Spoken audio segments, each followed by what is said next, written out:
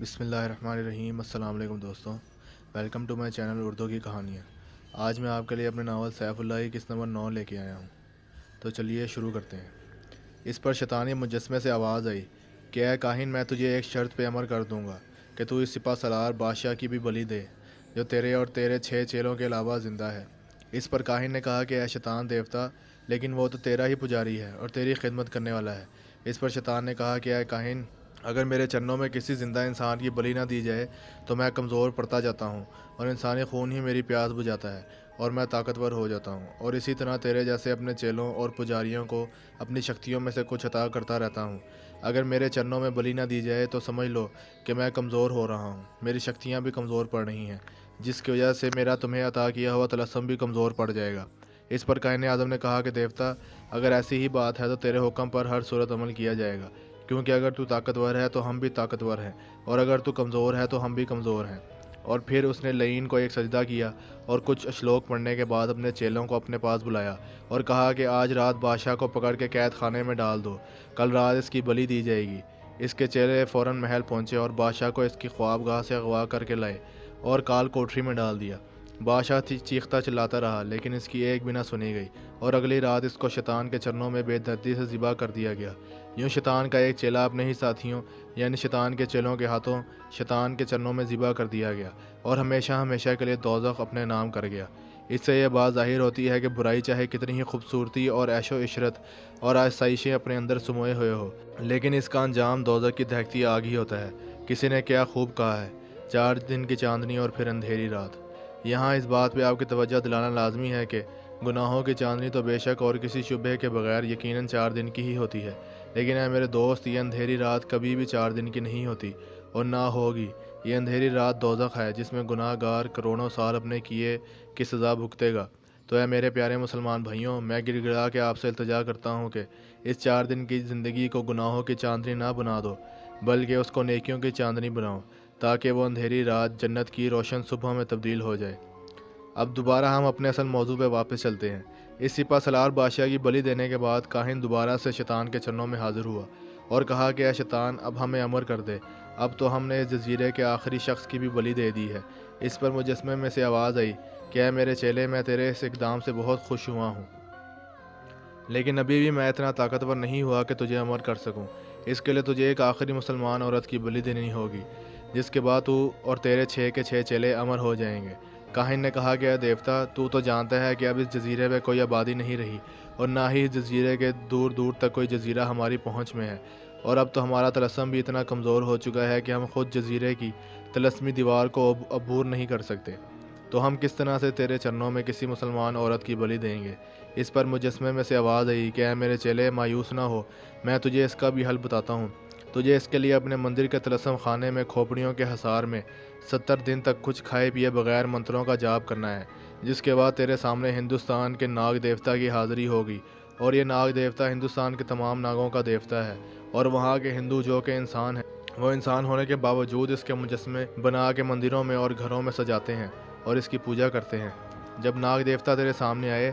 تو نے اس سے کہنا ہے کہ تجھے ایک مسلمان لڑکی کی بلی دینی ہے، جس کی وجہ سے تجھے اس کی رہنمائی چاہیے، اور جس کے بعد جیسا وہ کہے ویسا ہی کرنا۔ اس پر کاہن نے شیطان سے کہا کہ اے دیوتا، وہ ناگ تو ہندوؤں کا دیوتا ہے اور میں تیرا یعنی شیطان کا پجاری ہوں۔ جب ناگ کو پتہ لگے گا کہ میں تیرا پجاری ہوں تو وہ کیوں کر میری مدد کرے گا؟ تجھ سے تو سب نفرت کرتے ہیں۔ اس پر شیطان نے ایک مکروہ کہا لگایا اور کہا کہ اے میرے چیلے، آج تجھے میں اپنے ایک بہت خفیہ راز سے آگاہ کر دیتا ہوں، جس سے شاید تا قیامت کوئی بھی آگاہ نہ ہو پائے گا، جو کہ میری خواہش کے عین مطابق ہے۔ میں ہی یہ چاہتا ہوں کہ اس راز سے کبھی پردہ نہ اٹھے۔ اے کاہن سن، کیا تو جانتا ہے جب مجھے اللہ نے عرش سے نکال کے فرش پہ پھینکا تو میں نے اللہ تعالیٰ سے کہا تھا کہ میں ساری زندگی تیرے بندوں کو گمراہ کرتا رہوں گا اور ان کو شرک جیسے گناہ میں ملوث کر دوں گا۔ اے کاہن، دنیا میں جتنے بھی نبی آئے تمام کے تمام ایک خدا یعنی خدائے واحد و لا شریک کی یعنی اللہ کی عبادت کا حکم دیتے رہے، جس سے یہ بات واضح ہو جاتی ہے کہ تمام کے تمام نبی دین اسلام کی تبلیغ کرتے رہے۔ بے شک ان کے زمانے میں ان کی لائی ہوئی سیرت کو اسلام کے نام سے پکارا نہ گیا ہوگا، لیکن وہ دین اور وہ شریعت اسلام ہی تھا۔ جیسے کہ اگر کوئی انسان اپنا نام علی سے بدل کے عبداللہ رکھ لے تو اس سے اس کی عادات یا شکل و صورت میں کوئی تبدیلی واقع نہیں ہوتی، فرق صرف نام کا پڑتا ہے۔ جو کہ پہلے علی تھا اور بعد میں عبداللہ ہو گیا۔ اس سے یہ بات ظاہر ہوتی ہے کہ دنیا میں اسلام ہی ایک سچا اور صحیح مذہب ہے، اور دین اسلام کے علاوہ تمام مذاہب میرے پیدا کیے ہوئے ہیں، کیونکہ جیسا کہ میں نے پہلے ہی بتایا تھا کہ جب میں جنت سے نکالا گیا تو میں نے اللہ سے کہا تھا کہ میں تیرے بندوں کو قیامت تک گمراہ کرتا رہوں گا، اور انہیں غیروں کے سامنے اور اپنے ہاتھوں سے بنائے ہوئے بتوں کے آگے سجدہ کرواؤں گا، جو کہ شرک ہے، اور شرک اللہ کے نزدیک سب سے بڑا گناہ ہے، اور میرے نزدیک سب سے زیادہ پسندیدہ عمل ہے، کیونکہ جس عمل سے اللہ ناراض ہوتا ہے میں اسی سے خوش ہوتا ہوں۔ تو میں تجھے بتا رہا تھا کہ دین اسلام ہی ایک سچا مذہب ہے، اور اس کے علاوہ باقی تمام مذاہب اور خاص طور پہ ہندو مت اور بت پرستی میرے پیدا کیے ہوئے ہیں، کیونکہ میں اپنی اس بات کو پورا کر رہا ہوں جو میں نے اللہ سے کہی تھی کہ میں تیرے انسانوں کو قیامت تک گمراہ کروں گا، اور میں انہیں مختلف طریقوں سے گمراہ کرتا آیا ہوں، کبھی بت پرستی پہ لگا کے تو کبھی عیسائیت اور یہودیت پہ لگا کے۔ تو اگر تو عقل مند ہے تو میری بات سے تو نے یہ تخمینہ لگا ہی لیا ہوگا کہ دین اسلام کے علاوہ تمام مذاہب میرے پیدا کیے ہوئے ہیں، اور تمام دوسرے مذاہب کے پیروکار اور پجاری میرے ہی پیروکار اور پجاری ہیں۔ بے شک وہ اس بات کو نہیں جانتے، کیونکہ وہ گمراہ کر دیے گئے ہیں اور میرے زیر اثر ہیں، لیکن جو ہدایت حاصل کرنا چاہتے ہیں ان پہ میرا بھی اثر نہیں چلتا، کیونکہ اللہ تعالیٰ نے ان کے لیے ہمیشہ ہدایت کے راستے کھول رکھے ہیں، اور اس راستے میں میرا گزر بالکل بند ہے۔ تو اے میرے کاہن، تو کیا سمجھتا ہے کہ صرف تو اور یہ تیرا چھوٹا سا جزیرہ ہی میرا پجاری ہے؟ نہیں، تو بالکل غلط ہے میرے چلے، تیرے علاوہ سوائے مسلمانوں کے سب میری پوجا کرتے ہیں، میرے پیدا کیے ہوئے مذاہب پہ چلتے ہیں۔ اچھا ایک بات بتا، کیا تو نے کبھی یہ نہیں سوچا کہ دنیا میں اچھائی کم اور برائی زیادہ کیوں ہے، جبکہ ہر اچھائی میں بھی 50% برائی چھپی ہے؟ اس پر شیطان نے انتہائی زوردار کہا لگایا اور کہا کہ میں جانتا ہوں کہ تو اس کا جواب نہیں جانتا، اور نہ ہی دنیا میں دین اسلام کے ماننے والوں کے چند گنتی کے لوگوں کے علاوہ اور کوئی جانتا ہے۔ تو سن اے کاہن، دنیا میں اچھائی سے زیادہ برائی صرف اس وجہ سے ہے کیونکہ دنیا میں دین اسلام کے پیروکار میرے پیروکاروں سے آدھے بھی نہیں ہیں، اور اسی طرح رحمان کو ماننے والوں میں رحمان کی صفات پیدا ہو جاتی ہیں، جس سے دنیا میں بھلائی اور امن اور اچھائی پروان چڑھتی ہے، لیکن ان کی تعداد بہت کم ہے۔ جبکہ شیطان کو ماننے والوں میں شیطان کی صفات پیدا ہو جاتی ہیں، اور وہ صفات غلاظت، گندگی اور برائی میں، اور کیونکہ دنیا میں میرے پیروکار زیادہ ہیں اسی لیے دنیا میں برائی بھی اچھائی سے زیادہ ہے۔ دنیا میں میرے پیروکاروں کی تعداد اللہ کے پیروکاروں کی تعداد سے زیادہ ہے۔ پھر وہی مکروہ کہا بلند ہوا، اس میں مجھے اللہ تعالیٰ نے کھلی چھوٹ دے رکھی ہے، اور انسان کو بھی اچھائی اور برائی دونوں میں فرق کرنے کے لیے عقل دے رکھی ہے، اور یہ بات بھی اچھی طرح جان لے کہ مجھے میں اتنی طاقت نہیں ہے کہ میں کسی کا ہاتھ پکڑ کے یا زبردستی اس کو کفر کے راستے یا شرک کے راستے پہ لے چلوں۔ میں تو صرف اس کے ذہن میں برائی کو ایک ننھے سے خیال کی طرح ابھار سکتا ہوں، اور بس۔ یہ انسان کی اپنی کوتاہی ہوتی ہے کہ وہ صرف ایک ننھے سے خیال کے آنے پہ اپنے خالق حقیقی کو بھول کے شرک اور کفر کی راہ اختیار کر لیتا ہے۔ تو یہ بات بتانے کا مقصد صرف یہی تھا کہ تو یہ بات سمجھ جائے کہ وہ ناگ دیوتا بھی میرا ہی چیلا ہے، اور میں نے ہی اسے ہندوؤں کا دیوتا بنایا ہے، اور تو یہ دیکھ کہ یہ ہندو قوم کتنی گھٹیا اور کم عقل قوم ہے کہ وہ ایک طرف تو شیطان کو برا بھلا کہتی ہے اور دوسری طرف میری ہی عبادت کرتی ہے۔ شیطان نے پھر کہا لگایا اور کہا کہ یہ بھی میری ہی خواہش کے عین مطابق ہے کہ میں نے ان پہ راز نہیں کھولا کہ وہ شیطان ہی کے یعنی میرے پجاری ہیں، کیونکہ اس طرح سے ان کافروں کی ایک بہت بڑی تعداد مسلمان ہو جائے گی جب انہیں پتہ لگے گا کہ وہ ابھی تک شیطان کی پوجا کرتے رہے ہیں، اور دنیا میں برائی کا زور توڑ کے اچھائی اپنی گرفت مضبوط کر لے گی اور میں کمزور ہو جاؤں گا۔ اسی وجہ سے میں نے اپنے مختلف چیلے بنا کے انہیں بھگوان اور دیوتا بنا دیا، اور ان کے ماننے والوں کو جانوروں کا پیشاب تک پلا دیا، جسے وہ ایک پوتر جل سمجھ کے یعنی پاک پانی سمجھ کے پیتے ہیں۔ اب تو سمجھ ہی گیا ہوگا کہ میں کتنا طاقتور ہوں اور میری حکمرانی کتنی مضبوط ہے۔ تو اندھیرے کنویں میں رہنے والا ایک چھوٹا سا مینڈک ہے میرے چیلے، جس نے اندھیرے کو ہی اپنی کل کائنات سمجھ لیا ہے، اور باہر کی دنیا کتنی وسیع ہے وہ اس سے لا علم ہے۔ اچھا اب تو جا اور اپنا چلہ شروع کر، اور جلد از جلد میرے چرنوں میں کسی مسلمان لڑکی کی بلی دے ڈال۔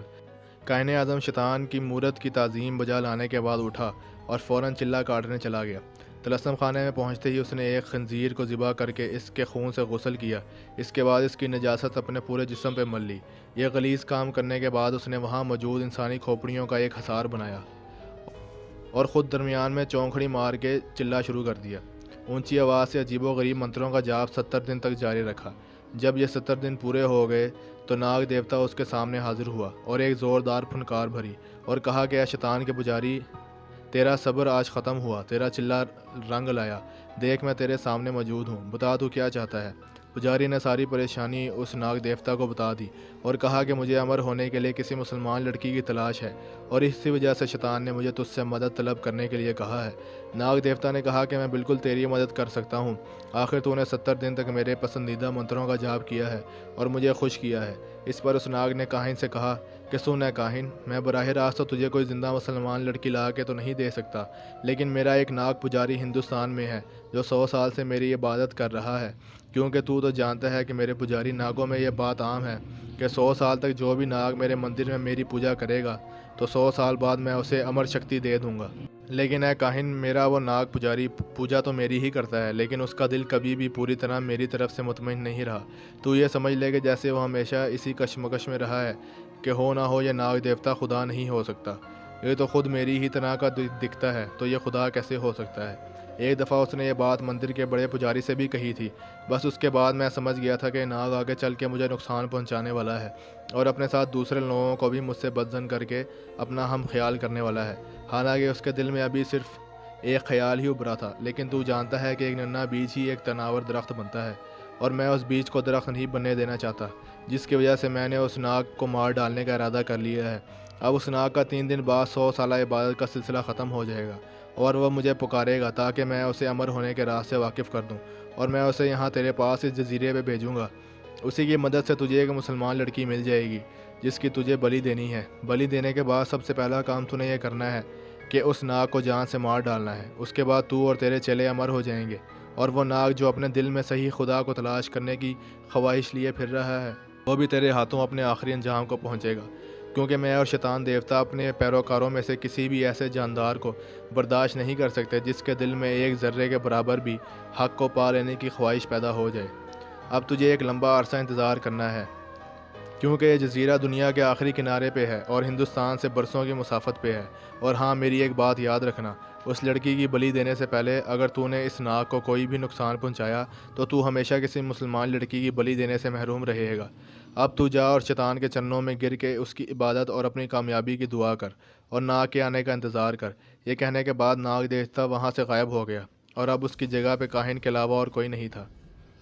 और फिर नेक सीरत बुज़ुर्ग ने मुझसे कहा, क्या नाग दोस्त, इसके बाद की कहानी तुम खुद जानते हो कि तुम पे क्या बीती और इस जजीरे पे क्या हुआ। बुज़ुर्ग की यह बात सुन के मैं अपनी जगह पे साकित हो गया और मुझे यकीन नहीं आ रहा था कि उस नाग देवता ने मुझे मारने के लिए उस जादुई जजीरे पे भेजा था।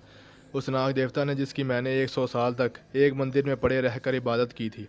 मुझे नाग देवता पे बहुत ज़्यादा गुस्सा आया और दिल में अल्लाह का शुक्र अदा किया कि या अल्लाह तेरा शुक्र है तू मुझे राह रास्त पे ले आया। अगर मैं ऐसी कुफ्र की हालत में मर जाता तो सारी ज़िंदगी जहन्नुम को अपना ठिकाना बना लेता। इसके बाद मैंने बुज़ुर्ग से पूछा कि मुझे ये बताइए कि क्या आपकी पोती की बलि देने के बाद शैतान ने इस काहिन और इसके चेलों को अमर कर देना था और मैं जो अमर होने का ख्वाब देख रहा था, क्या मैं भी खदीजा की बलि के बाद अमर हो जाता। इस पे बुज़ुर्ग बोले कि नहीं नाग दोस्त, ऐसा कभी भी नहीं होना था। शैतान के पास इतनी ताकत नहीं है कि वो किसी को अमर कर सके। वो तो सिर्फ़ इन लोगों से इंसानों को कत्ल करवा के गुनाह पे गुनाह करवा रहा था, क्योंकि वो जानता है कि किसी इंसान का नाहक कत्ल अल्लाह के सामने कितना बड़ा गुनाह है। और जब दुनिया में किसी इंसान का नाहक कत्ल होता है तो पूरा अर्श कांप जाता है और इसी बात से शैतान लईन को खुशी होती है। अपनी इसी खुशी को बरकरार रखने के लिए इस लईन ने इन चेलों से हज़ारों की तादाद में इंसानों की बलियाँ दिलवाईं और इसके बदले में इन्हें अमर होने का लालच दे डाला ताकि वो कभी भी इस काम को करने में किसी भी किस्म की झिझक महसूस ना करें।